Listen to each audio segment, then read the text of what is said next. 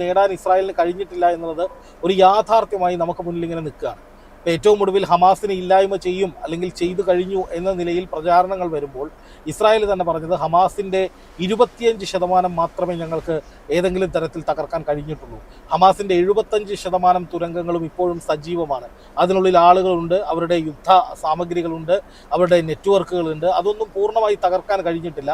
അപ്പോൾ അതുകൊണ്ട് തന്നെ വെടിനിർത്തൽ കരാറിൻ്റെ ഭാഗമായിട്ട് ബന്ദികളെ തിരിച്ചു കിട്ടിയതിന് ശേഷം ഉടൻ തന്നെ ഹമാസിൻ്റെ തുരങ്ക നെറ്റ്വർക്കുകൾ ഇല്ലാതാക്കാൻ വേണ്ടിയിട്ടുള്ള ഒരു വലിയ നീക്കം ആരംഭിക്കുമെന്ന് ഇസ്രായേൽ പ്രഖ്യാപിച്ചിരുന്നു.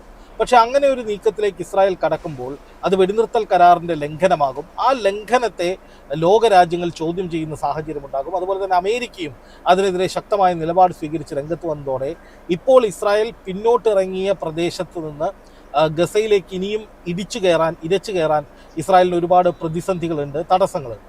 അപ്പോൾ അതേസമയം തന്നെ